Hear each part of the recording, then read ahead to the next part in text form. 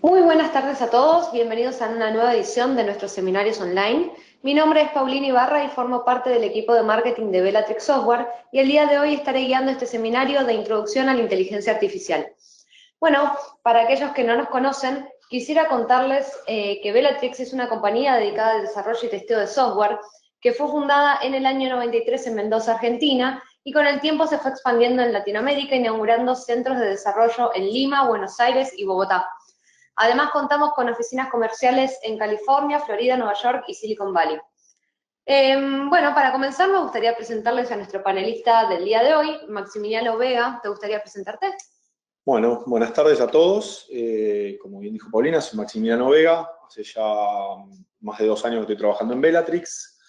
Mi función aquí es la de arquitecto de software, liderando el equipo llamado WSO2 Lab Digital Experience, que tiene que ver con integraciones digitales con plataforma WS2 y a su vez con investigación en cuanto a Machine Learning y nuevas funcionalidades que puedan surgir con este tipo de tecnologías para los diferentes clientes.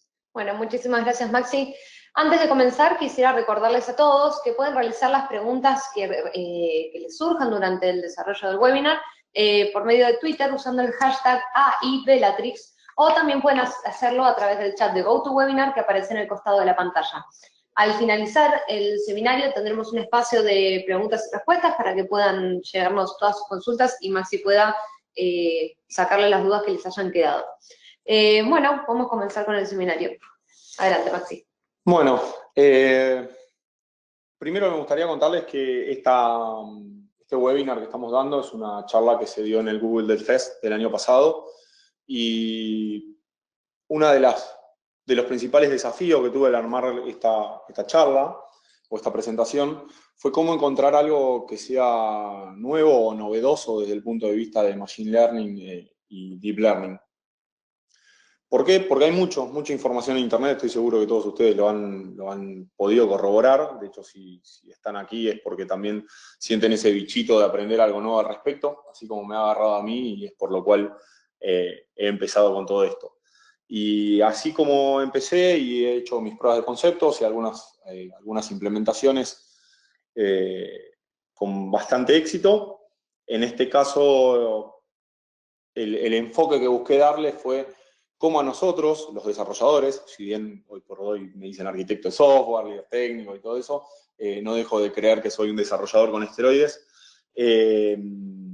Entonces, cómo a nosotros, los que nos gusta desarrollar, los que nos gusta implementar, los que nos gusta investigar, cómo poder hacer algo que nos sirva, digamos.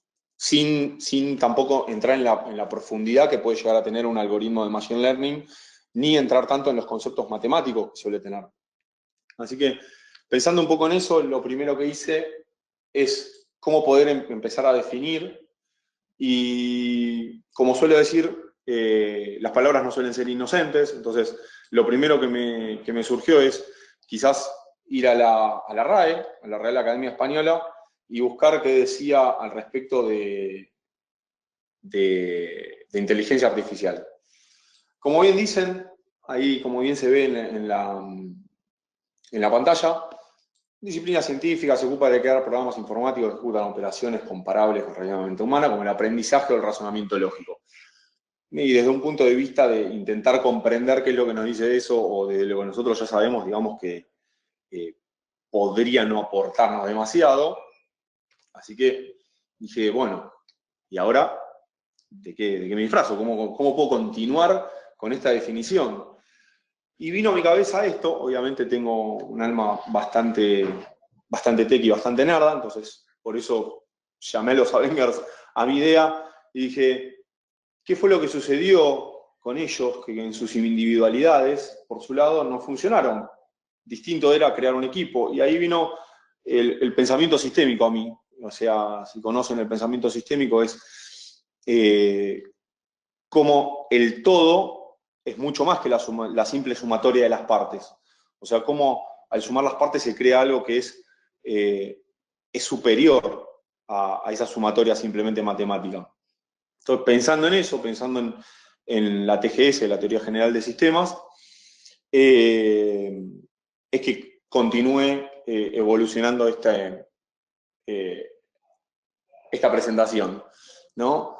Y ahí vino a mi mente un momento que creo que más de uno lo debe haber visto. Steve Ballmer es un directivo de Microsoft y acuñó esta vieja y hermosa frase, developers, developers, developers, developers, que se hizo un tremendo meme en las redes. Y pensando en él, es que llegué más a indagar, empecé a indagar un poco más en todo esto y llegué a una definición mucho más abarcativa que se dio en el año 59 por John McCarthy. Algunos dicen que fue Arthur Seymour, la verdad no me quise poner en discutir, pero sí hay muchas referencias de que los dos han sido como los padres de la inteligencia artificial, al menos como la conocemos hoy en día. Y ellos dieron esta definición. La inteligencia artificial es el estudio, desarrollo e implementación de agentes basados en algoritmos de redes neuronales que tienen la capacidad de percibir el mundo que los rodea, realizar planes y ejecutar decisiones para alcanzar un objetivo determinado. Y si bien puede ser mucho más detallado y guiarnos mucho más en lo que es la definición de inteligencia artificial, tampoco digamos que nos deja muy en claro hacia dónde querríamos ir con esto. Podemos definir las cosas, pero sin embargo desde el punto de vista de, bueno, ok, ¿y cómo me pongo a programar? ¿Cómo arranco con esto? ¿Cuáles son las diferencias? ¿O con qué me puedo llegar a encontrar? Esas fueron las preguntas que me empezaron a guiar y decir, bueno, está bueno conocer un poco la historia, entender desde dónde viene, está bueno presentarlo, pero ¿qué es lo que ha sucedido con esto? Y dije, bueno, vamos a hacer un poquito de historia, además de presentar la definición histórica, presentar también cómo ha evolucionado. Este es un diagrama que presentó NVIDIA, de hecho está publicado en una de las páginas de ellos y creo que es uno de los más claros que he encontrado en la red, en el cual se puede ver de forma muy notoria la interrelación entre inteligencia artificial, machine learning, o aprendizaje de máquina, y deep learning, o aprendizaje profundo, como quieran decirlo. Y cómo ha evolucionado a lo largo del tiempo. Y esto también me permite a mí poder agarrar y decir qué es lo que empezó a permitir que se pueda evolucionar, que pueda madurar estos conceptos a lo que hoy vemos y estamos usando constantemente, porque yo estimo que ya deben estar muy familiarizados con lo que estamos usando. O sea, aplicaciones de celulares, algoritmos de personalización de gustos, algoritmos que permiten detectar nuestras caras en Facebook, por ejemplo, que permiten detectar nuestras caras en las fotos y que automáticamente nos taguean en las fotos, lo cual también puede llegar a ser un poco complicado a veces si no se quiere que la foto esté tagueada, pero bueno, son detalles que suelen pasar en pos de la evolución. Para que esta evolución que vemos en pantalla pueda haber sido realidad, hay 4 factores que han entrado en juego y han permitido este desarrollo de evolución. El primero es el incremento computacional o de procesamiento, cómo se ha breakeado, se ha roto la ley de Moore más de una vez, los nuevos GPUs que han aparecido hace algún tiempo, y finalmente los nuevos ASICs o Application Scientific Integrated Circuit, que son circuitos integrados de aplicación específica. Esto es lo que permite generar un mejor uso del hardware en pos de algún tipo de aplicación científica. Esto se ve mucho, por ejemplo, si alguno está familiarizado con el nombre máquina de Dios o con el CERN, el Centro de Estudios de Energía Nuclear que forman varios países del mundo, que está en Suiza. Ahí está el colisionador de hidrógeno. Bueno, hay gran parte del circuiterío que tiene el colisionador justamente tiene este tipo de de hardware, Application Specific Integrated Circuit. Todo creado obviamente por los científicos y del cual el resto de los mortales quizás no tenemos acceso tan directo, pero sí sabemos que existen. Después, por otro lado, lo que ha permitido esta evolución es la cantidad de datos, cómo el Big Data ha empezado a ser una parte diaria, algo que sucede todos los días, la cantidad de datos que las diferentes fuentes existentes recolectan de nosotros y de otros lugares para poder determinar o hacer algo al respecto. Eso ha permitido tener muchos datos para después poder poner estos datos a disposición de algoritmos de Machine Learning y que estos algoritmos puedan justamente hacer lo que decíamos antes, reconocer nuestra cara. ¿Por qué puede reconocer nuestra cara? Por la cantidad de fotos previamente procesadas de nosotros, es que terminan sacando un rasgo y terminan diciendo, usted está aquí en esta foto. ¿Es usted, sí o no, quiere ser tagueado? Por decir uno de las tantas implementaciones, quizás la más notoria para todos los que suelen usar redes sociales y todo ese tipo de aplicaciones. Como tercer punto, los algoritmos, muchas investigaciones y validaciones, sobre todo en los últimos, diría, 10, 15 años, sí, 10, 15 años, han madurado muchísimo diferentes tipos de algoritmos de Machine Learning. Los más conocidos, que si los han escuchado nombrar, son Backpropagation, Convolutional Neural Networks, Clustering Random Forest, Logistic Regression, y así hay un montón más. De hecho, creo que al día de hoy hay unos 80 algoritmos diferentes agrupados en unos 8 distintos, Decision Tree, Bayesian, Dimensionality Reduction, Instant Based Regression, Deep Learning y 2 o 3 más que honestamente no me los acuerdo, pero que sé que existen. Como cuarto punto, algo que ha permitido no solamente que Machine Learning, sino que la tecnología, el acceso tecnológico en general pueda llegar a más cantidad de personas a nivel mundial, es la infraestructura. Creo que a esta altura todos los que estén participando pueden estar bastante familiarizados con los conceptos de redes, de internet, TCP/IP, cómo han bajado los costos en cuanto al hardware para la persistencia de datos, cómo han mejorado los motores de base de datos relacionales, no relacionales, y cómo se ha creado infraestructura para cada uno de esas aplicaciones o herramientas. Justamente al punto de que hoy tanto Amazon como Google como Microsoft ya disponen dentro de sus propios data centers, disponen de infraestructura específica para todo lo que tiene que ver con aplicaciones que requieran de algoritmos de Machine Learning o de Deep Learning. Inclusive Google ha creado unidades propias, creo, primero crearon un tipo de herramienta no me sale TensorFlow, que es el nombre, pero no me sale cómo llamarlo.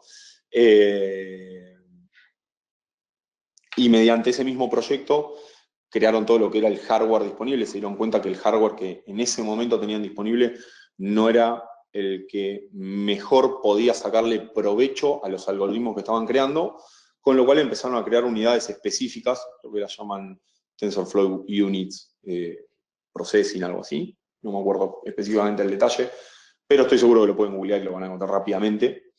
Y ese hardware que ellos mismos han inventado y patentado, de hecho, es lo que también le prendió la lamparita a los demás competidores de el camino puede ser también por crear la propia infraestructura para hacer crecer esto.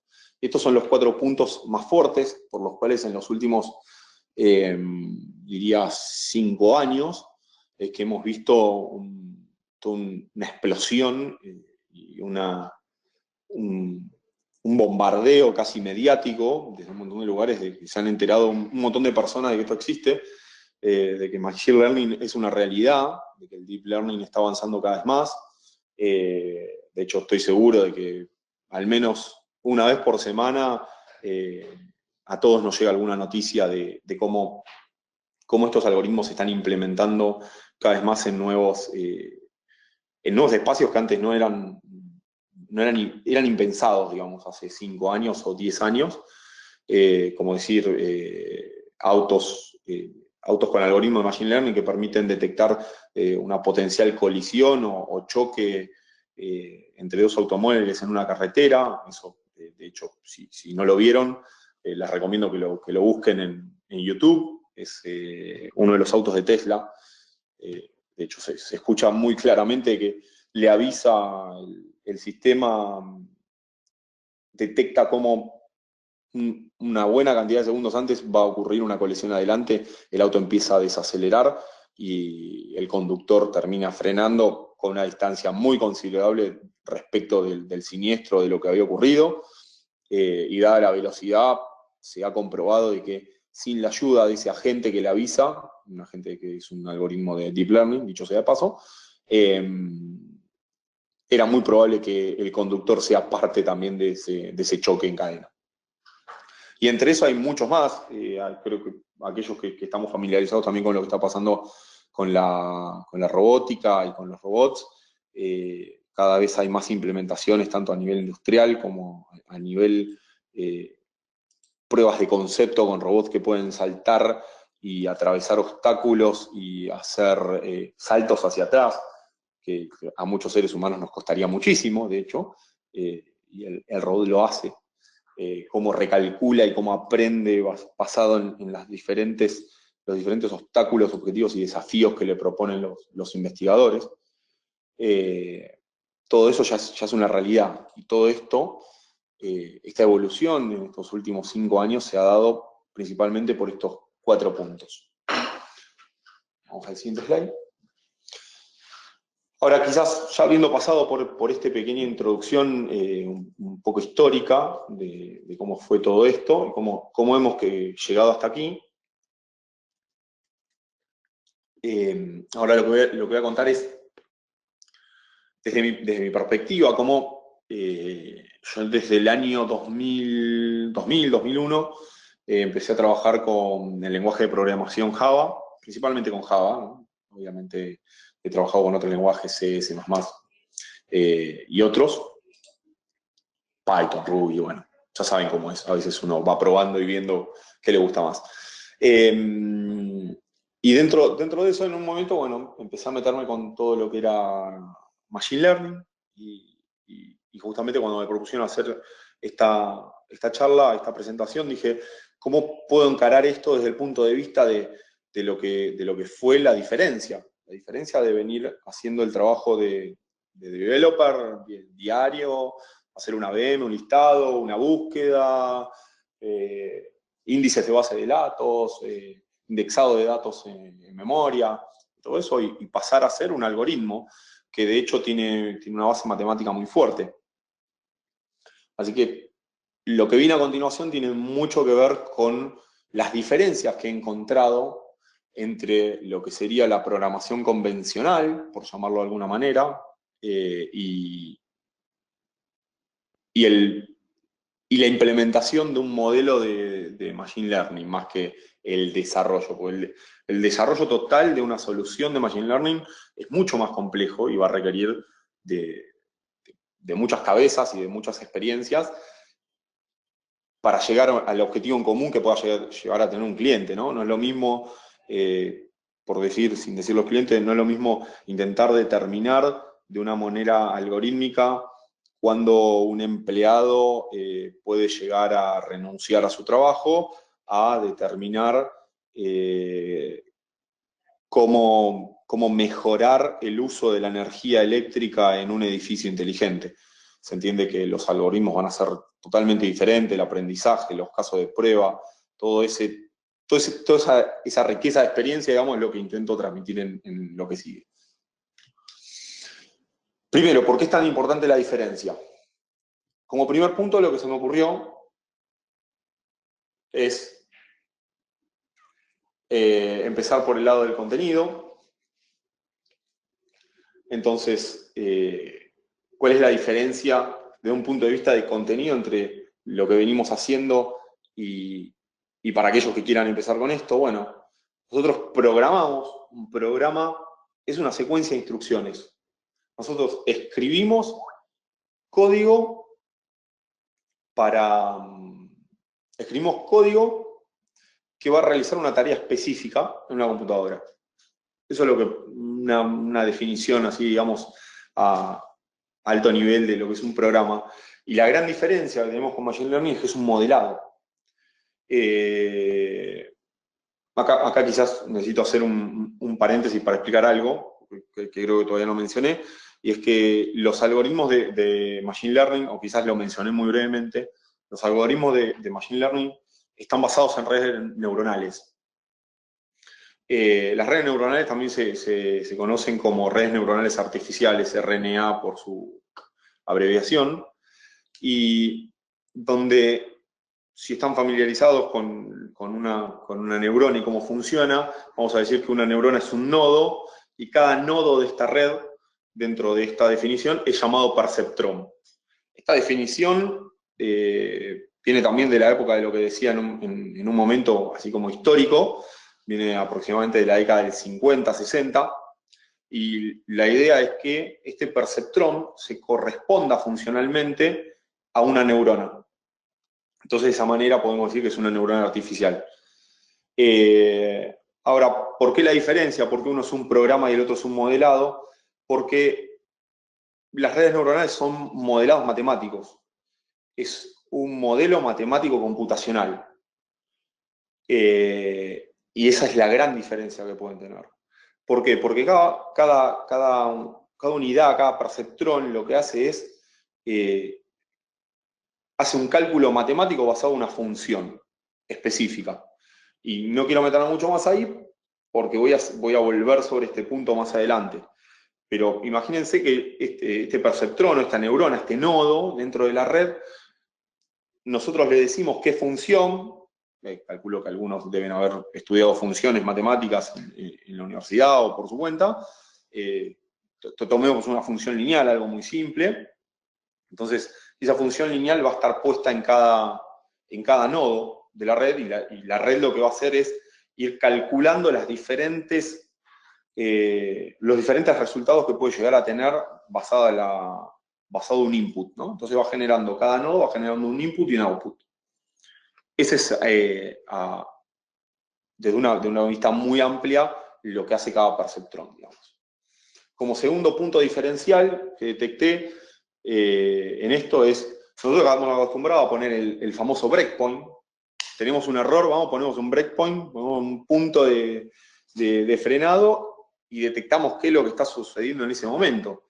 Entonces, esto nos permite determinar en un momento específico qué está haciendo nuestro algoritmo. Bueno, le cuento que acá no existe el breakpoint. No tenemos breakpoint, porque esto es un entrenamiento. O sea, la red neuronal y cada nodo de la red, lo que va a hacer es que, dada una tarea que se ejecuta sobre el set de entrada o las observaciones, generalmente también lo llamamos dataset, dada esa tarea, el algoritmo va adquiriendo una experiencia, ¿no? Dados esos datos de entrada, el algoritmo va adquiriendo experiencia. Y a medida que va adquiriendo en realidad constantemente, todo el tiempo, vamos a estar midiendo el resultado. Y el medir el resultado es medir la performance que tiene nuestra implementación, nuestro modelo. Y la idea de todo esto, de todo este entrenamiento, es, dada esa tarea, dado el dataset y dada la performance que vamos midiendo, lograr alcanzar la mayor performance, o sea, el mayor nivel de optimización dado una función de coste, o sea, porque todo nuestro modelado va a tener una función de coste, una función de coste o costo. Entonces, lo que vamos a buscar es, en este caso es optimizar lo más posible, digamos, de un 100%, e intentar llegar al... los mejores algoritmos tienen un 90%, 95%, 99%, 98% es muy bueno. De hecho, si ven, calculo que más de uno debe tener Netflix y ver Netflix. Si se fijan que el nuevo algoritmo de sugerencia de Netflix que implementaron hace varios años, está basado justamente en eso, y cuando nos damos cuenta, nos pone en verde el porcentaje, generalmente es cuando supera el 90%. O sea, dado nuestros gustos, dado nuestras preferencias y dado la carga de nuestra preferencia que hayamos cargado, nos sugiere algunas cosas para ver. Cuando está en más del 90% nos lo pone en verde. Eso porque justamente lo que se busca es tener la mejor optimización, y en ese caso podríamos decir que la función de costo fue minimizada lo más posible, digamos. O sea, contrariamente a la optimización, que buscamos que se acerque al 100%, la función de coste la buscamos que se acerque al 0%. Finalmente, como tercer gran punto dentro de estas diferencias, el lanzamiento release. Nosotros solemos llevar un camino de desarrollo, ¿no? Nos dan unas tareas, escribimos el algoritmo, hacemos las pruebas. Eso pasa por algún QA o algún test de aceptación de usuario o similar. Se obtiene un feedback, hacemos nuestras correcciones y finalmente eso termina derivando en poner alguna fecha de lanzamiento o publicación de algún patch o nuevas funcionalidades que se quieran poner, digamos, sobre nuestro algoritmo, sobre la aplicación que hayamos creado. Y en este caso la parte difícil es que acá hay que volver a reentrenar. Hay que volver a pasar por todo el proceso de entrenamiento y de verificación del modelo implementado. Entonces, no es tan sencillo poner una fecha nueva. O sea, no sería tan, de hecho, no fue sencillo para Netflix modificar. Más adelante voy a contar un poco más en detalle cómo fue el caso de Netflix y su algoritmo de sugerencia, porque creo que es uno de los mejores para usarlo así de ejemplo. Justamente no es sencillo modificar este tipo de implementaciones. No es natural llegar a una fecha tan determinada, tan pactada. De hecho, bueno, también inclusive muchas veces cuesta determinar esa fecha de lanzamiento, release, inclusive hasta con un proceso de desarrollo más común, digamos, o el que más solemos usar.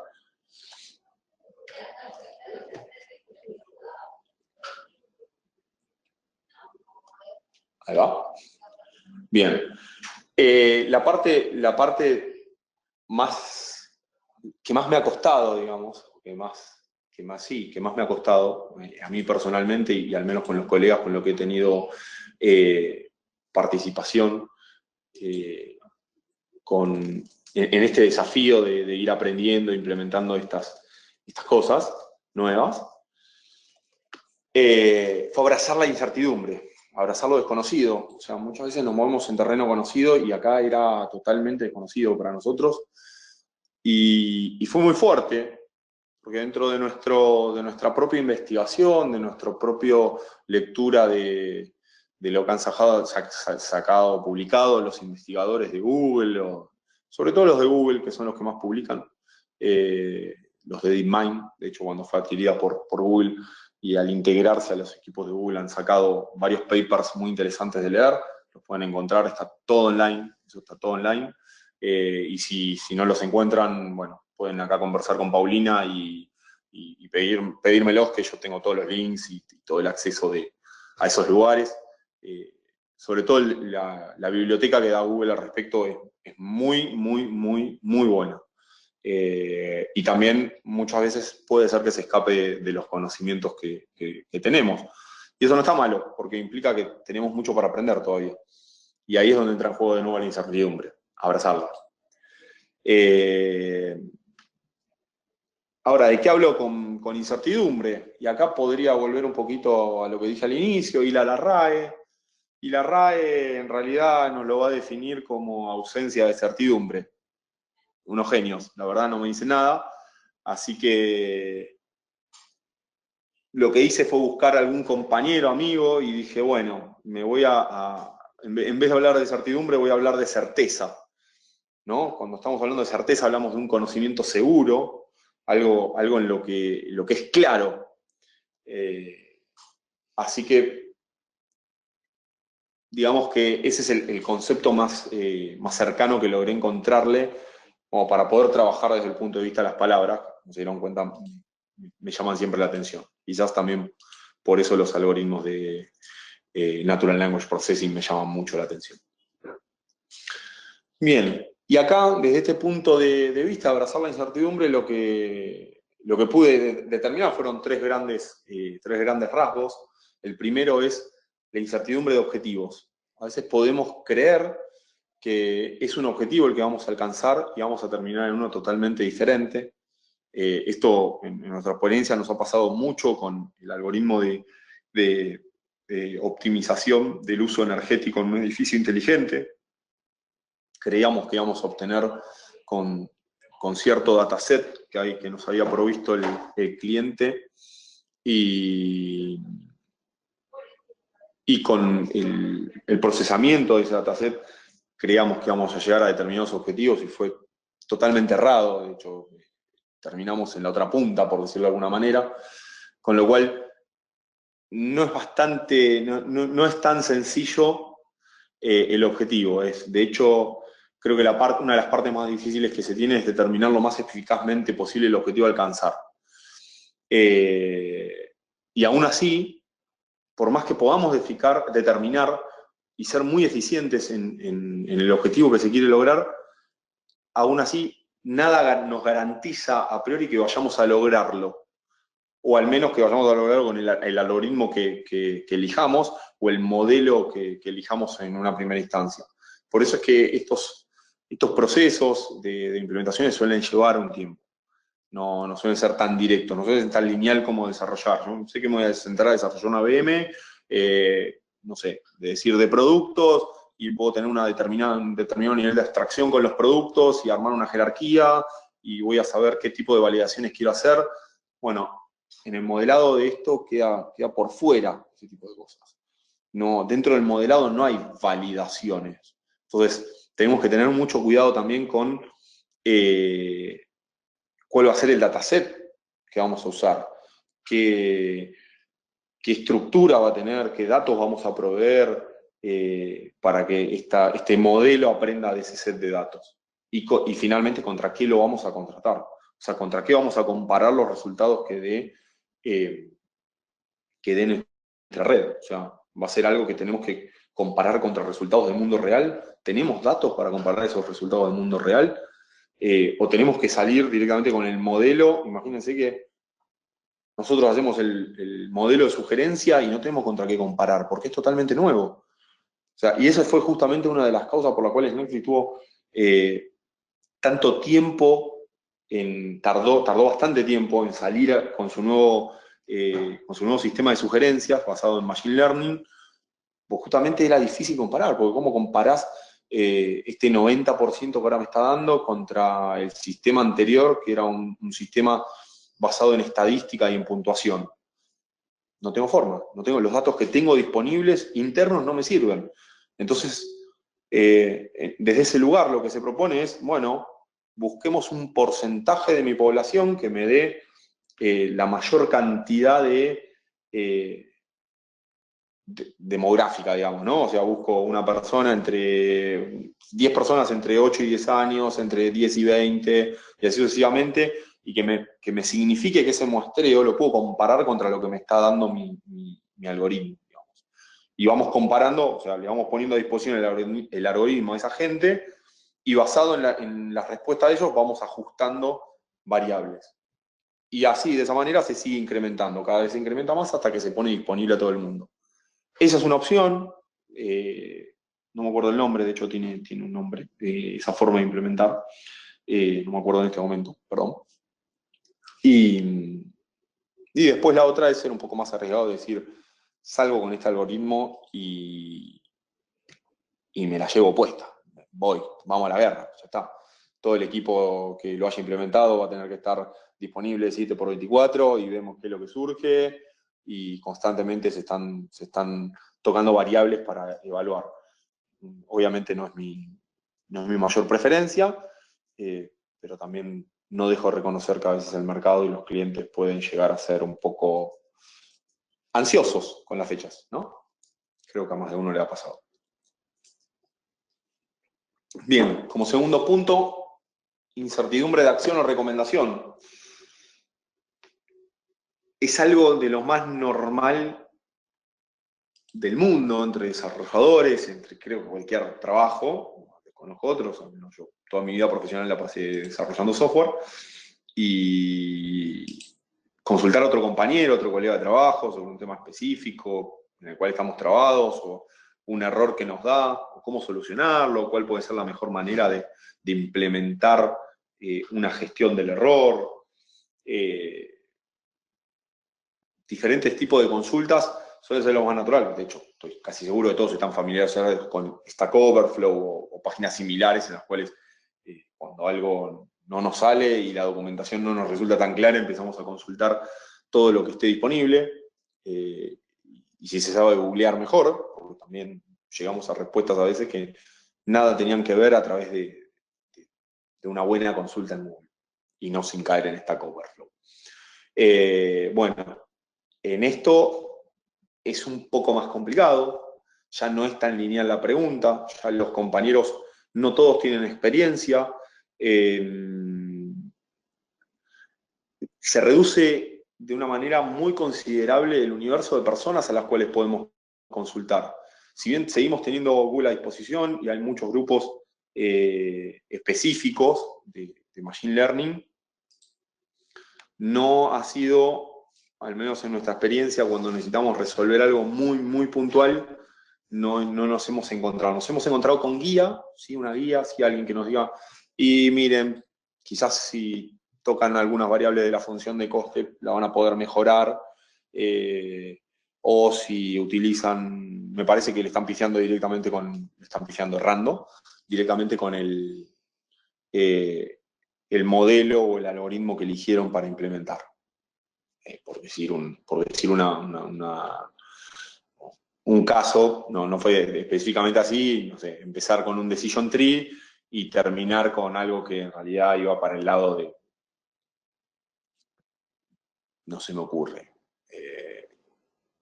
quizás ir con reducción de dimensión, por decir algo. O sea, los algoritmos, si bien pueden estar, se puede decir en cierta manera, medianamente cercanos, es bastante distinto cómo se los trata, o cómo se los tiene que buscar implementar, digamos. Entonces, desde ese lugar, muchas veces buscar ayuda online también y buscar ayuda de los compañeros puede dejarnos con una sensación de soledad bastante importante. No hace falta tampoco entrar en una desesperación, sí abrazar que es algo que va a suceder, esto es natural que suceda, el conocimiento al respecto cada vez se va popularizando más, digamos. Estamos en una etapa en la que solamente algunos son los que han entrado en el conocimiento fuerte de este tema y los demás vamos entrando, o sea, vamos aprendiendo. Mi recomendación al respecto, como suelo decir, abracen la incertidumbre, les va a pasar, va a suceder, no desesperéis, siempre va a haber una solución y siempre es posible consultar a alguien. De hecho, me pongo a disposición para si alguno quiere introducirse en algo o está peleándose con algo y quiere hacer alguna consulta, tanto yo como gente del equipo puede evaluar, tirar alguna punta, algún comentario o algo, para que los ayude a salir de ese bloqueo que sabemos que no es un momento feliz, no es un momento alegre. Finalmente, como tercer punto, está el famoso punto de propagación en el modelo. ¿Qué significa eso? Bueno, en el slide anterior dije no hay breakpoint. Al no haber breakpoint, no tenemos una certeza de lo que está sucediendo internamente en el modelo. No existe. No existe la certeza. No podemos saber en este nodo en específico cuál fue el valor, el input que tuvo el nodo y el output que generó. No tenemos idea. De hecho, cuanto más compleja es, hay ciertos modelos de las redes neuronales que tienen lo que se llama capas intermedias, me sale hidden en inglés, capas no visibles, ¿no? Esas capas no visibles de la red, o sea, los más sencillos en realidad es una capa no visible, dos capas no visibles. Entonces, no es tan complicado quizás inferir qué es lo que puede estar sucediendo. Pero ¿qué pasa cuando necesitamos una red neuronal que tenga 5, 7 capas no visibles? Obviamente necesito también el hardware que me permita procesar eso en un tiempo que sea, que sea relevante para el negocio para el que estoy haciéndolo, ¿no? Sin sacar, o sea, eso, lo estoy pensando quizás desde un punto de vista de negocio y no lo estoy pensando desde un punto de vista científico, quizás porque los tiempos científicos son diferentes. O sea, no es lo mismo lo que va a tener a disposición alguien que esté investigando. Desconozco si hay algún oyente que esté trabajando para algún ministerio o algo. Acá en Argentina se llama CONICET. Un científico del CONICET es diferente los tiempos que puede llegar a manejar. Obviamente tendrá que mostrar resultados y evolución de su trabajo. A su vez va a estar menos, quizás, obligado a llegar sí o sí a un objetivo, a una fecha determinada, que es lo que suele suceder cuando se trabaja con lo que suele decir algún negocio o algún cliente que está más orientado a la visión económica o a lo que tiene que ver con lo privado, con las empresas privadas, de índole privada.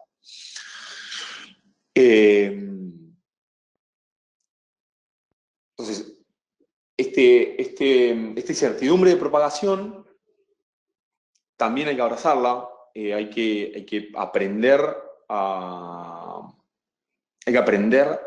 a inferir qué es lo que puede estar sucediendo dentro de mi modelado, a tener de forma muy clara qué es lo que sucede en mi dataset, o sea, qué es el set de datos que le estoy ofreciendo, si ese set de datos que le estoy ofreciendo a mi modelo es el adecuado.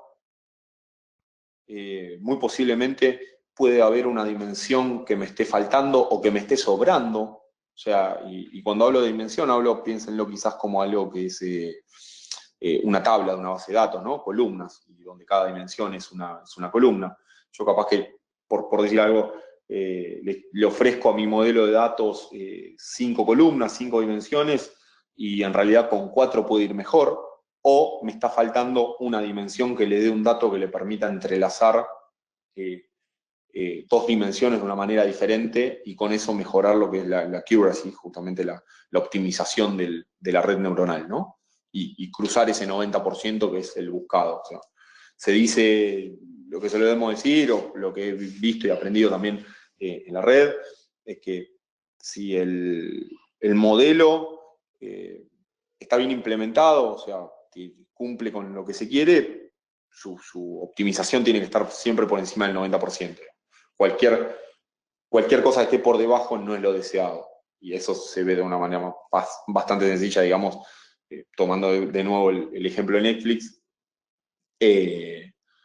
mirando qué es lo que sucede. O sea, si Netflix me dice, este programa, este show, esta película que te estoy ofreciendo está dentro del 90%, lo más probable es que todos la dejemos en nuestra lista y digamos, bueno, en algún momento lo vamos a chusmear. Primero termino lo que estoy viendo ahora, que me quedan 2 temporadas que todavía quiero hacer un rush bastante fuerte, terminarlo, y después te sigo a vos. Y si está por debajo de eso, descartamos, sacame esto, ni me lo pongas en la lista, por favor, chao, dedito para abajo, no me vuelvas a ofrecer algo así. Bueno, seguimos. Un poquito de introducción quizás más fuerte a Machine Learning y Deep Learning, ya habiendo hecho estas comparativas.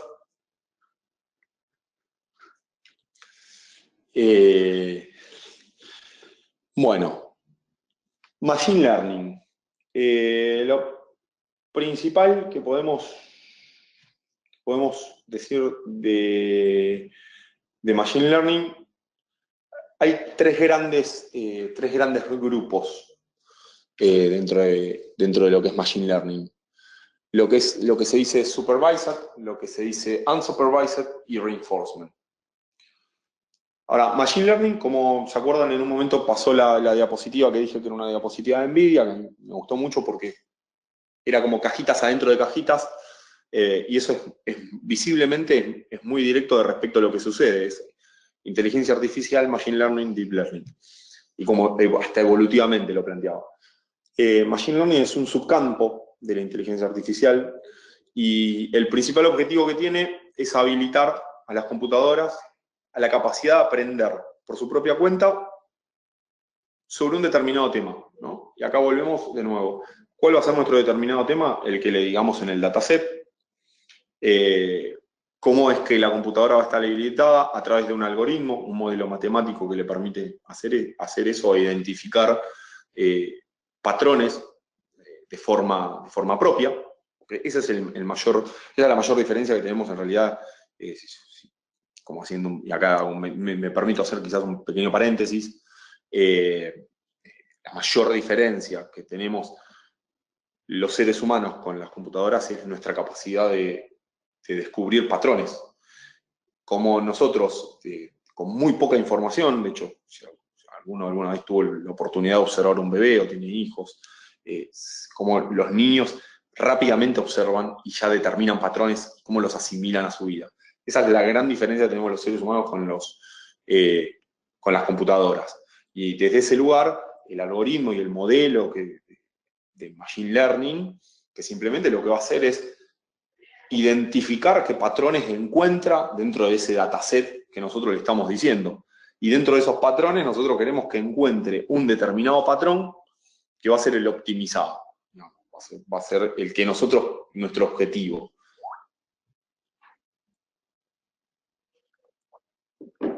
Entonces,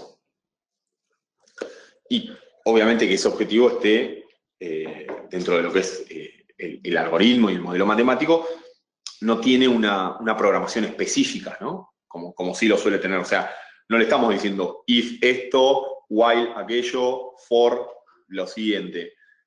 No se lo decimos. Eso lo va a detectar solo cuando necesita hacer algo de esa manera. No es que todavía no hemos creado los modelos que nos vayan a dejar sin trabajo y que vayan a hacer el código solo, pero creo que no estamos muy lejos ya de que algo así suceda. Así que tenemos que tener cuidado, ¿no? Vamos a tener que ver qué hacemos después de eso. Bien, desde el punto de vista de los diferentes tipos. Los algoritmos supervisados, o sea, estos son, digamos, son los tres grandes grupos que pueden existir de algoritmos. Algunos pueden llegar a tomar otros puntos. Yo preferí usar estos tres porque quizás es la forma más rápida de meterse con el tema. Los supervisados son aquellos que infieren, lo que venía diciendo, infieren su experiencia desde un set de datos conocido. O sea, mi dataset ya es conocido por mí. Yo ya sé que cada dataset tiene qué le estoy ofreciendo y qué es lo que debería salir, ¿no? O sea, por decir algo supervisado sería, yo tengo históricamente, de hecho este ejemplo lo usa Andrew Ng en el curso de Coursera, de Introducción a Machine Learning. Él lo hace más sobre los algoritmos. Yo le di otro enfoque, digamos, a esta presentación. Y aparte, él es un curso de 12 semanas, 16 semanas. Lo recomiendo mucho para aquel que quiera ir más en profundidad sobre los temas que hemos explicado, detallado en esta presentación. Entonces, el ejemplo ese lo que dice es, para un caso supervisado es, yo tengo un set de datos de todas las ventas y todos los precios de las casas de una determinada zona. Entonces, mi set de datos yo sé que tiene una zona geográfica, metros cuadrados de la casa, valor por metro cuadrado, valor final en que se vendió la casa, por decir algo. Podría quizás poner tiempo de venta, pero no me interesa, vamos a hacerlo sencillo. Entonces yo puedo decir que yo puedo saber que ante determinada cantidad de metros cuadrados, o sea, tomando 2 dimensiones, ¿no? Sin volverme loco de 3 dimensiones, nada. Vamos a tomar 2 dimensiones. Tomamos metros cuadrados y valor de la casa. Entonces, nosotros sabemos que ante 100 metros cuadrados la casa en determinada zona sale $100.000. Vamos a hacerlo redondo porque estoy haciendo los números en la cabeza y así en el aire, ¿no? Entonces, para no volverme muy loco. Y si es de 200 metros cuadrados, 200.000 y así sucesivamente. Si nosotros, como nosotros ya sabemos cuál es la salida de cada uno de estos, o sea, casa de 200 metros cuadrados, 100.000, 200, de 200 metros cuadrados, 200.000, de 100 metros cuadrados, 100.000, y así sucesivamente, es supervisado. Entonces yo ese set de datos, de esa manera, lo pongo en un algoritmo de Machine Learning, en este caso se me ocurre que haga un poco de memoria, porque todo no lo recuerdo, no me acuerdo en este momento cuál se podría usar. Bueno, no importa. Cualquier cosa me lo preguntan después. Lo que va a hacer el algoritmo es decir, ante una casa de 100 metros cuadrados el valor va a ser tanto. Ante una casa de 150 metros cuadrados el valor va a ser tanto. Y así sucesivamente. Entonces, cuando nosotros le pongamos datos nuevos, fuera del set de datos de entrenamiento, lo que va a hacer es inferir el valor de la nueva casa. Esta casa es de 180 metros cuadrados. El input es ese para el algoritmo, ¿no? Le digo, toma 180 metros cuadrados. Y me va a decir, su valor es de $180.000. Perfecto. Ahí, bueno, estoy teniendo una accuracy de 100%, ¿no? Algo que no suele suceder. Pero justamente es lo que me permite... lo que me permite decir que eso es supervisado. O sea, mi dataset, yo sé qué es lo que entró, qué es lo que salió, qué es lo que sucedió. Entonces, ante nuevos datos, el modelo que usé me va a permitir corroborar que va bien y a su vez que es de tipo supervisado. Este tipo de algoritmo, ahora me acordé, es lo que se llama linear regression, suelen ser de regression y classification. Después, los otros tipos es lo que se llama unsupervised. Los unsupervised es, no tenemos etiqueta en nuestro set de datos, no tenemos idea de qué es lo que sucede. Agarramos una bolsa de datos, una bolsa de gatos, o sea, acá no sé si están familiarizados con ese concepto, bolsa de gatos en Argentina es como una bolsa donde se tira cualquier cosa. Bueno, imagínense eso, esa bolsa, es como la bolsa de Hermione, ¿no? En Harry Potter. Tiramos todo ahí, se guarda ahí y no sabemos qué hay, el pozo, no sabemos si tiene fin, nada. Bueno, eso sería nuestro set de datos. No tenemos idea de lo que hay ahí, no sabemos los patrones con que ni siquiera nosotros podemos determinar los patrones que pueden existir ahí. Ahí lo que se hace es usar otro tipo de modelo, clustering, por ejemplo, y lo que hace el modelo es buscar una clasificación de esos datos basado en ciertos patrones que detecte. Entonces va a ir agrupando los datos muy posiblemente de una manera que para nosotros ni siquiera sea notoria o sea fácil de ver. Finalmente, el tipo reinforcement es el que por cada dato, el reinforcement, una forma rápida después de que lo vean es busquen Mario Bros Machine Learning en YouTube y se van a encontrar con algunos videos. Hay uno, ahora no me acuerdo quién fue, hay varios, pero hay una persona que muestra desde el primer momento en el que el algoritmo juega a Mario Bros y cómo, nada, se queda quieto, se mueve un poquito, se cae, se muere solo, se lo come la tortuga porque no se mueve. Bueno, justamente ese algoritmo tiene que ver con reinforcement, porque lo que hace ese algoritmo es aprende de lo que va sucediendo. Entonces, algo malo que sucede es que yo pierda, que yo muera, digamos, por decirlo de alguna manera, Mario Bros muere, es malo. Entonces, esa acción no me genera recompensa. Pero cuando yo me muevo, voy generando recompensas diferentes, voy adquiriendo moneditas, voy jugando más tiempo, vivo más, llego más lejos. Bueno, el algoritmo lo que va haciendo es compara las iteraciones con sí mismo para ir determinando a futuro cuál es la más óptima. Esos son quizás los 3 grandes grupos desde el punto de vista de Machine Learning. And now we are going deep learning. Acá ya creo que también intenté, a ver, voy a adelantarme un poco. Sí. Intenté agruparlo en tres, quizás las tres más conocidas, o las más sencillas quizás de explicar. Gran diferencia. Y la forma más rápida de decir cuál es la gran diferencia entre Machine Learning y Deep Learning es que las de Deep Learning son más largas. Si recuerdan, en algún momento hablé de hidden layers, o las capas no visibles, las capas ocultas, justamente tiene que ver con eso. Los modelos de Machine Learning, de Machine Learning, propiamente dicho, suelen tener una o dos capas ocultas, y los de Deep Learning son los que permiten tener más capas, de hecho hasta N capas. Me olvidé ahora un dato, la otra vez había visto un dato no hace mucho había leído un dato sobre cuál fue la capa, creo que el algoritmo que ganó el Dota, Dota es un juego, por si no lo conocen, creo que el algoritmo que ganó el Dota, o sea, un algoritmo ganó a Dota, los mejores jugadores de Dota a nivel mundial, y si mal no recuerdo, ahí habían usado la mayor cantidad de capas ocultas hasta el momento. Si mal no recuerdo, puede que le esté pifiando horriblemente, pero creo que fueron ellos los que tuvieron la mayor cantidad de capas.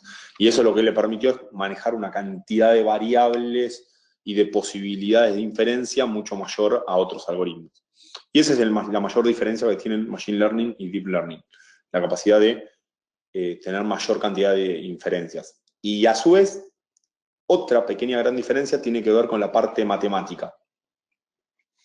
Todo lo que es Machine Learning, o los algoritmos que se conocen como Machine Learning, son funciones lineales. Recuerdan que en algún momento hablé de perceptrones, como un nodo único dentro de la red neuronal artificial. Bueno, cada función matemática que vive en esos nodos es lineal con Machine Learning. Con Deep Learning ya no son lineales. Eso es lo que más sucedió. O sea, son exponenciales, por ejemplo. O sea, y eso es lo que permite generar otro tipo de inferencias. Y de hecho, es lo que permite, por ejemplo, determinar que una red convolucional, que las redes convolucionales, que son las primeras, Convolutional Network Networks, son las que se usan principalmente porque la función matemática que tienen implementada permite determinar y tomar como punto de entrada una imagen y qué hacer con ella, ¿no? Después hay que ver qué es lo que quiero hacer, cuál es el aprendizaje que queremos que la red neuronal tenga con esa imagen que obtuvo, ¿no? Este tipo de redes neuronales, como muchas otras investigaciones científicas, están inspiradas en la vida animal, de hecho está inspirada en la corteza visual animal y en la forma en la que procesa información mediante diferentes capas. Los gatos, los perros, tienen diferentes formas. La corteza visual de ellos funciona de manera distinta a la nuestra. Esas investigaciones permitieron que se implementen las redes convolucionales de la manera que se implementaron. Después están las recurrentes. Las recurrentes tienen algo muy particular, y es, las redes neuronales no persisten datos. O sea, es algo que sucede, digamos, pasa.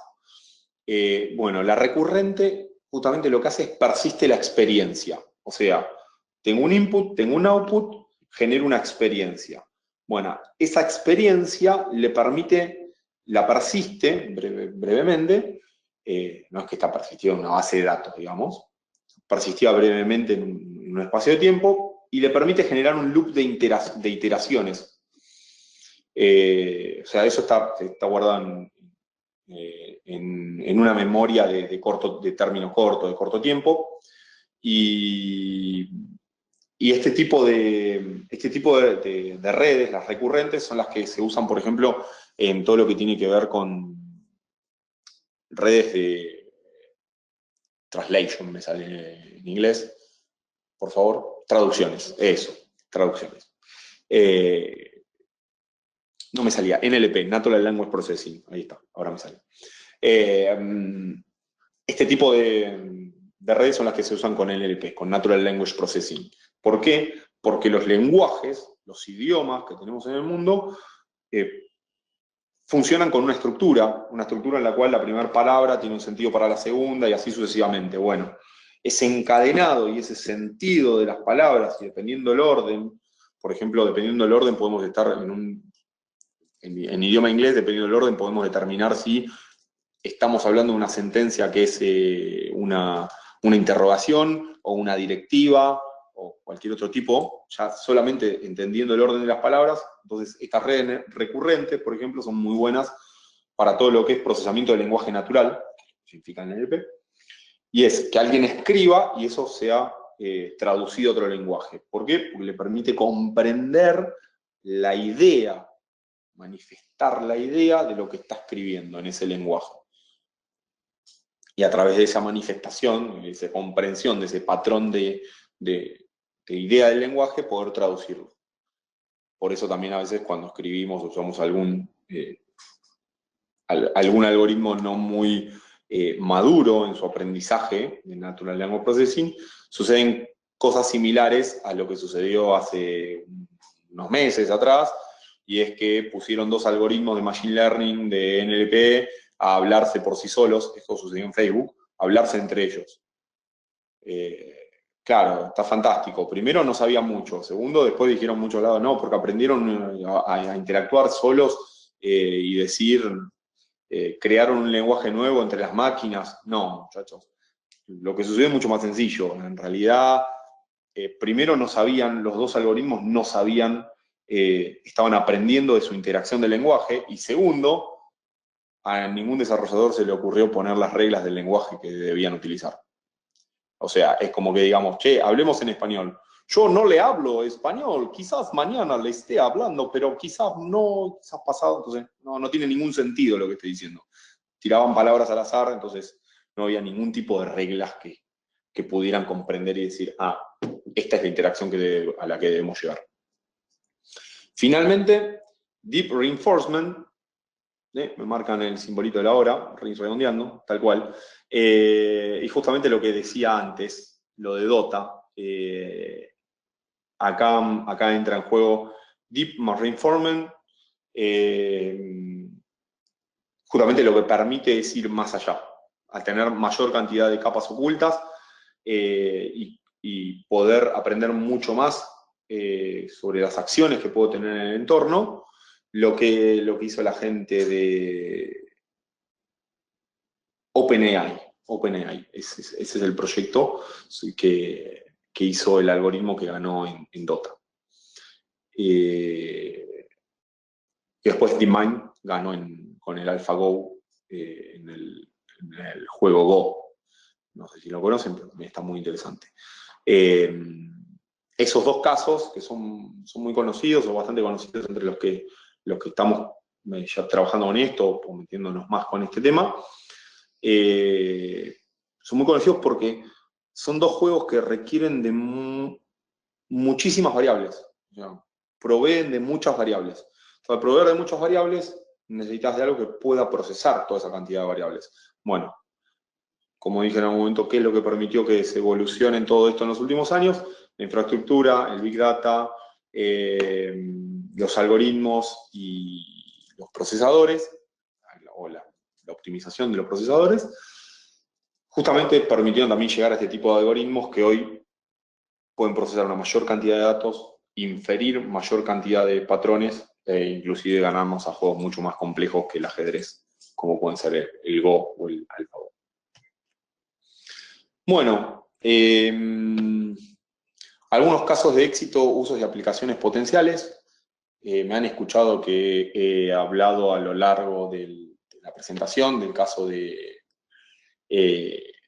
caso de Netflix, y que me parece muy interesante porque estuvo varios años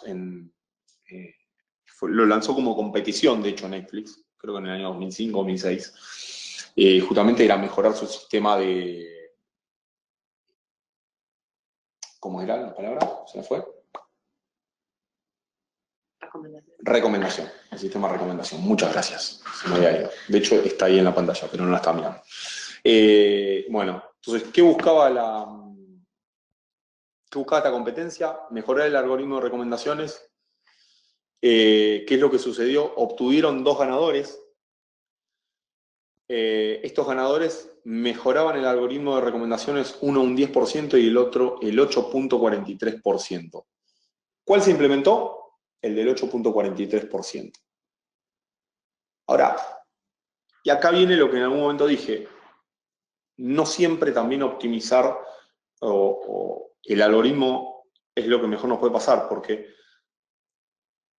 después su implementación puede ser más cara dependiendo del negocio de lo que esté buscando. Obviamente lo estoy orientando a ese negocio y no estoy diciendo si alguien hizo el algoritmo que permite determinar una prueba de una vacuna para casos de cáncer.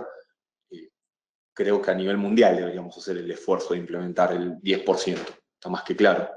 Entonces, estoy hablando quizá de un punto de vista de negocio, en el cual en el negocio entran en juego otras variables que muchas veces no están en nuestro poder y que tienen que ver más que nada con lanzamientos, budget, objetivos que tiene la empresa y que quizás no los tenemos tan a disposición.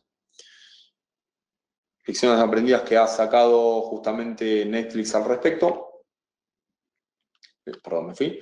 Y fue justamente lo que estaba comentando. Dentro de sus lecciones aprendidas estuvo, no siempre la optimización es lo mejor que nos puede pasar. Hay que evaluar muy bien la cantidad de variables o de herramientas o de grupos que entran en juego en esa implementación, el impacto, ¿no?, que va a tener lo que tenemos que implementar para saber el costo que va a tener para la compañía y para ese negocio. O sea, no todo es mejorar sin tener algún tipo de, y es así, de rentabilidad visible para el cliente. Bueno, finalmente, un pequeño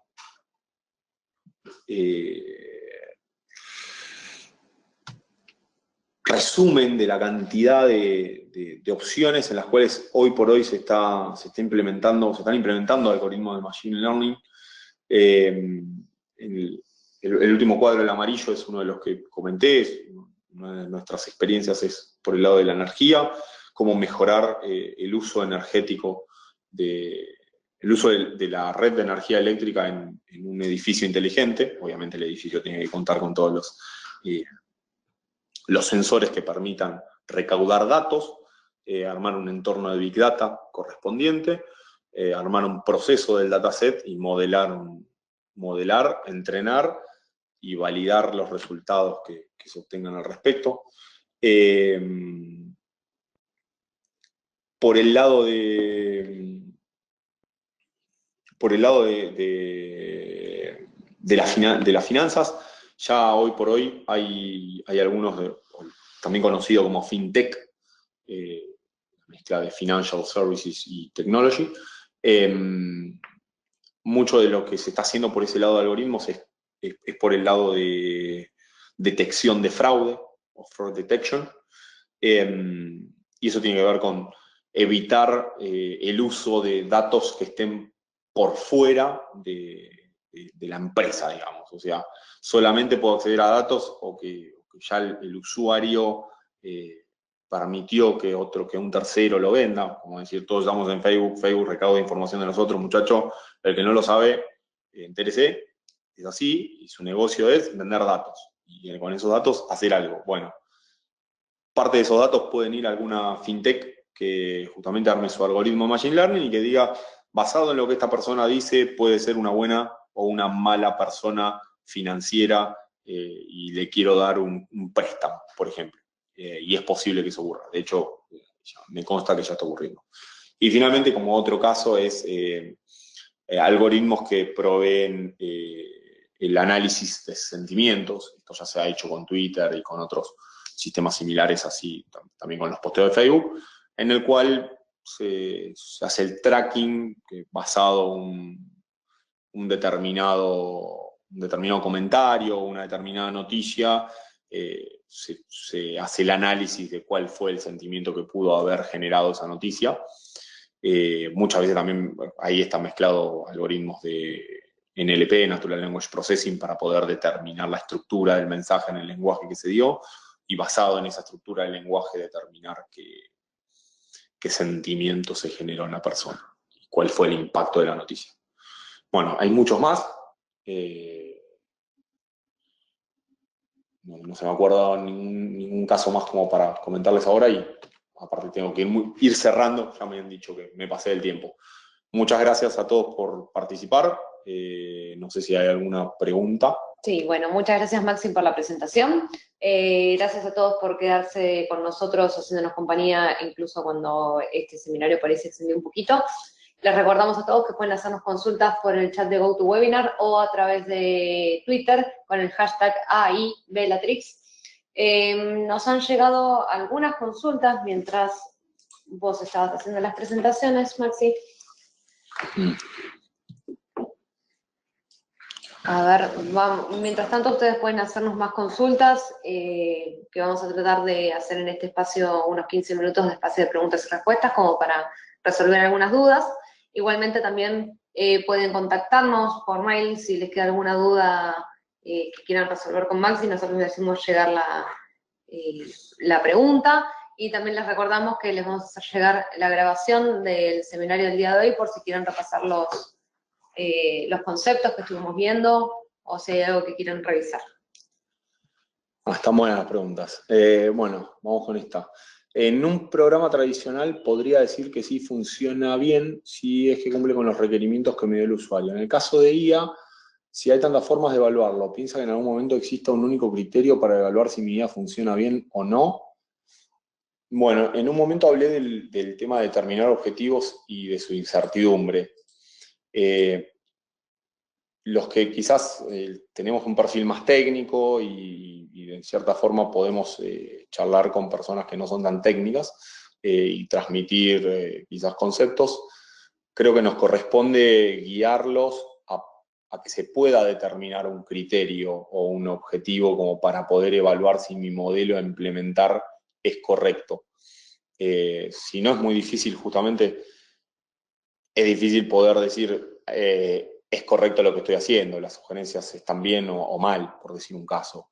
Y no es lo mismo errarle en una sugerencia de una película que errar en un medicamento a determinar.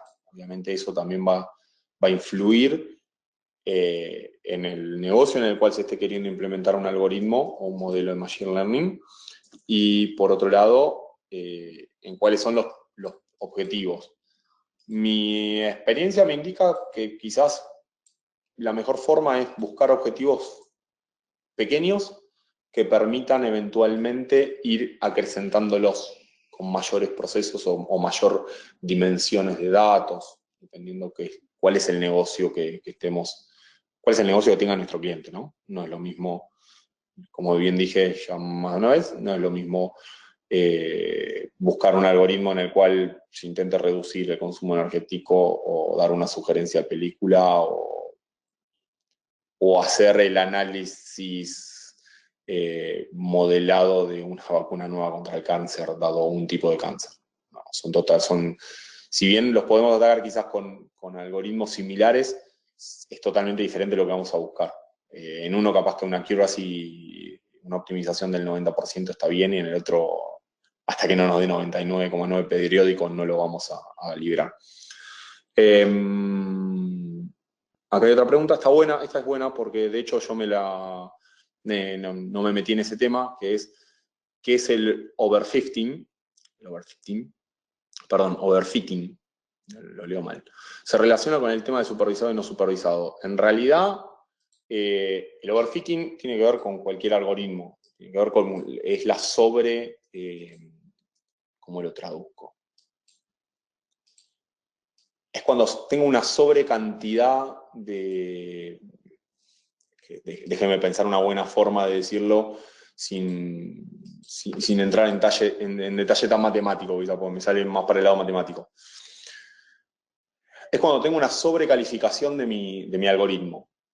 O sea, digamos, quizás estoy teniendo 120% de casos en los cuales estoy respondiendo bien, lo cual no es correcto. O sea, si yo estoy buscando tener una optimización del 100%, pasarme al 120% no está bien.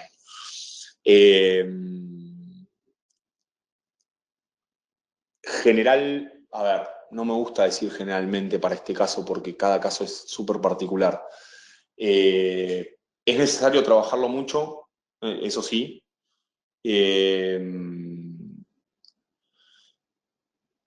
Y tiene mucho que ver con cómo estemos customizando nuestras funciones de coste.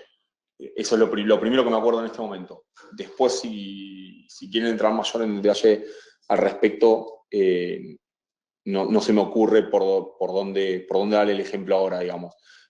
Pero no tiene que ver solamente con un caso, tiene que ver con lo que estemos trabajando. O sea, es algo que se te puede dar con cualquier algoritmo.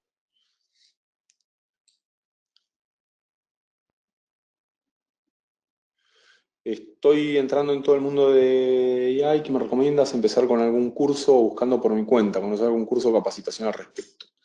Varios. Para empezar desde un nivel sin entrar en tanto detalle, me pareció muy bueno los que están en Big Data University, para ya empezar a meterse con más cuestiones quizás de modelo matemático y todo eso, a nivel introductorio, el de Andrew Ng en Coursera es muy bueno. De hecho, Andrew Ng fue el director del laboratorio de Machine Learning de Google previamente, o sea, creo que es todavía. Previamente había alargado su propia empresa y después los adquirió Google. Con lo cual el tipo la tiene muy atada y explica muy bien. Por esos dos lugares sería un buen lugar para empezar. Y después por el lado de quizás framework y librerías como para meterse, me ha funcionado mucho acá internamente empezar por el lado de los chatbots,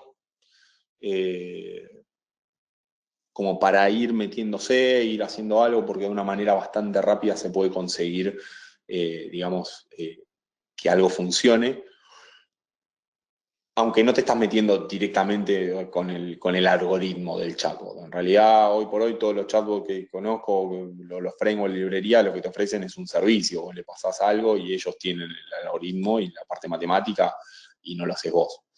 Entonces, son dos cosas diferentes. Igual así todo, más allá de no meterse con eso, he visto algunos productos, de hecho me consta, no quiero dar nombres, me consta que han implementado, han creado sus productos usando algún servicio de Machine Learning, ya sea el de IBM Watson, las APIs de Watson o las APIs de Alexa, o mismo las APIs de Google Brain. Bueno, muchas gracias, Maxi. Vamos a ir cerrando un poquitito con el espacio de preguntas. Te voy a hacer las últimas dos. Nos consultan, para iniciarme como un data science, ¿qué paso debo seguir? Uy, qué buena pregunta. ¿Qué paso debo seguir?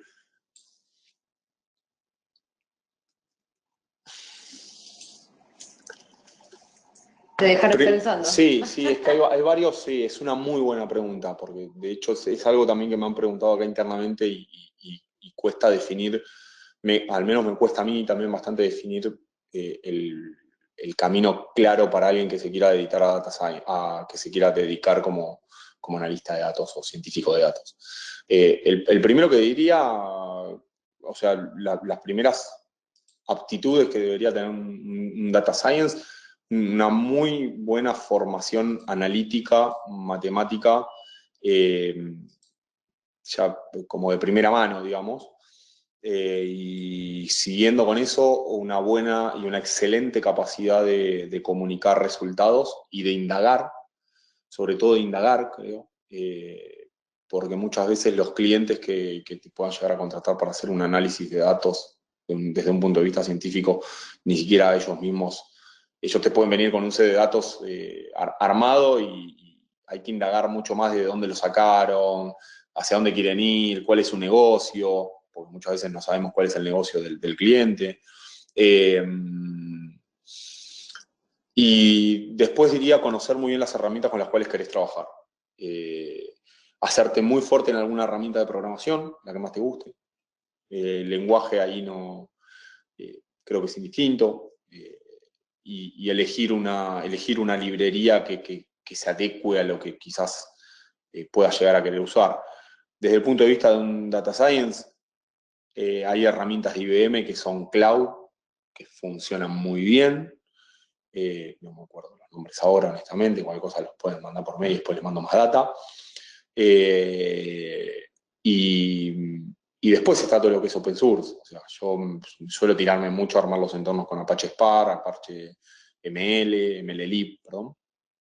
Y en algunos casos, cuando tenemos mucho background Java, que a mí me pasa, por ejemplo, y a algunos del equipo también le pasa, que venimos de muchos años a trabajar en Java, entonces nos es más fácil, más sencillo aprender alguna librería que ya esté en Java, como por ejemplo Deep Learning for J, Deep Learning for Java.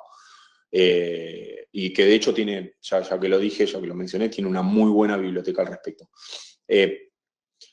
Igualmente, Data Science no es tan directo como Machine Learning.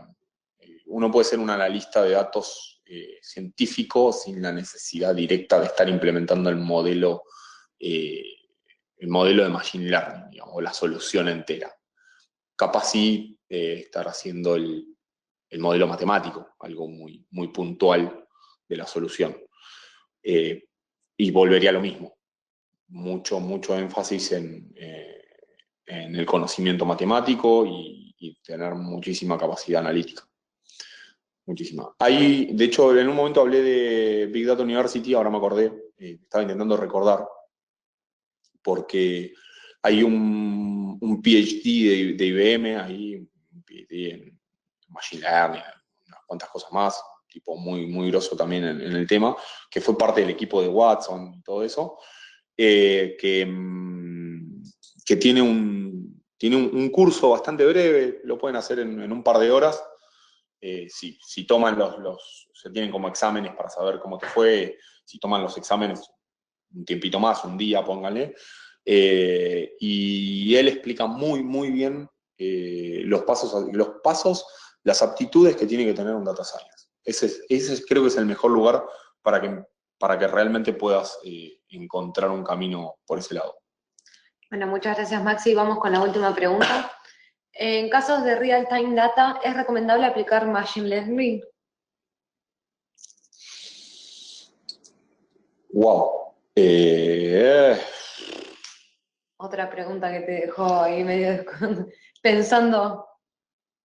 Es que sí, en algunos casos sí. Pasa que es costoso. No todos los clientes quieren asumir el costo o la inversión de lo que puede llegar a necesitar. Dependiendo de qué estemos hablando de los datos de real time. Obviamente no es lo mismo decir estoy procesando en real time un machine learning que ayude a un algoritmo o un modelo de datos que ayude a ¿cómo se llaman los que están con los vuelos en los aeropuertos? Los comisarios, los de los radares. los que están con los radares. No me sale el nombre de la posición. Algo de vuelo. Asistente de vuelo. Me mataste porque se me borró. Sí, se me borró totalmente. Bueno, no es lo mismo hacer un algoritmo que asista a los controladores de vuelos de un aeropuerto, ¿no? Control de tráfico aéreo. Ahí está. Gracias. No es lo mismo y procesar en tiempo real eso, que obviamente son muchos datos, y que estar procesando en tiempo real quizás, no sé, se me ocurre. No se me ocurre otro caso ahora que sea diferente. Creo que va a depender mucho de lo que sea real time y de lo que se quiera procesar realmente real time y que realmente lo amerite. Si no, me parece también que lo que se puede hacer es buscar un near real time, muy cercano a tiempo real, y creo que es mucho mejor para muchos otros casos de clientes o casos de negocio. Pero la parte difícil ahí está en ver la cantidad de datos que necesito procesar para ese real time y las decisiones que se tienen que tomar con eso. De hecho, en un momento conté lo que hizo Tesla con su algoritmo de Machine Learning y creo que en el caso de ellos, sí, totalmente amerita tener un real time. O sea, fue totalmente en real time. El tipo venía por una carretera a 100 kilómetros por hora y se escucha en el video que está en YouTube, no sé si lo he mejorado o no, hace un tiempo que ya lo había visto,